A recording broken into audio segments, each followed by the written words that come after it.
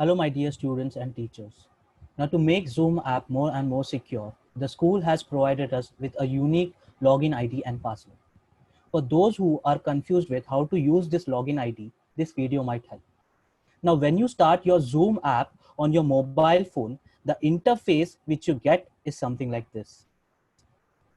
Now, many of you might have already logged in with some other ID. So for them, when they start the Zoom app, the interface which they get is something like this. Now, what they have to do is they have to log out from that ID.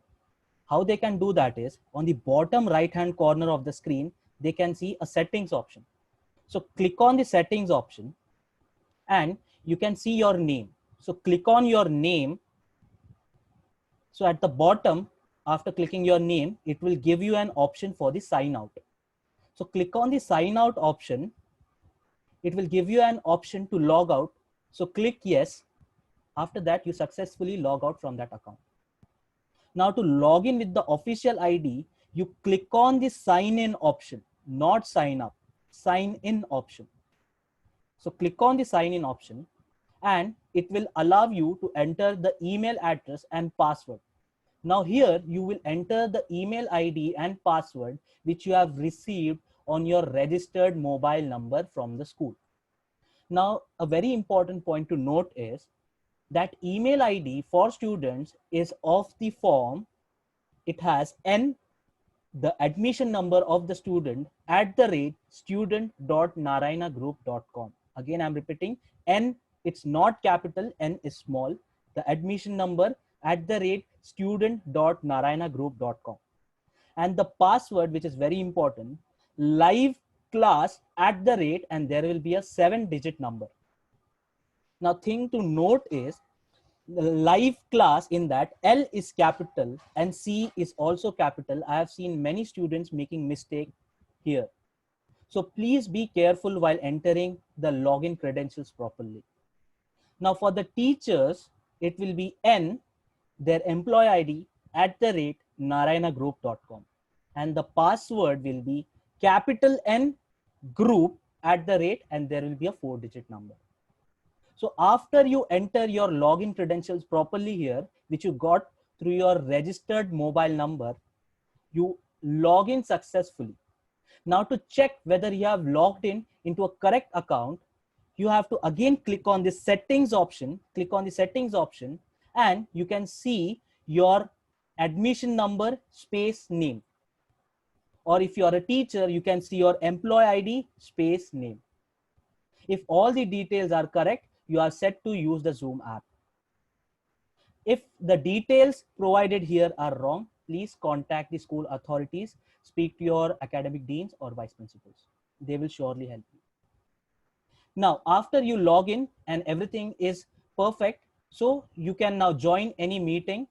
You can join your class. For that, you have to click on the home button, click on join meeting, enter the meeting ID and password, and you can enter to your class. The meeting ID and password is provided with your timetables, your daily timetables. Now, if you are using the Zoom app on computer, when you start the Zoom app, the interface which you get is something like this. Now, again, if you have already logged in with some previous ID, you have to log out of that ID. So if you have logged in with some previous ID, the interface when you start the Zoom app is something like this.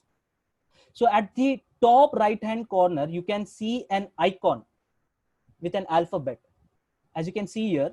So you click on that. So it gives you an option to sign out at the bottom. So click on the sign out option and you will log out of that ID.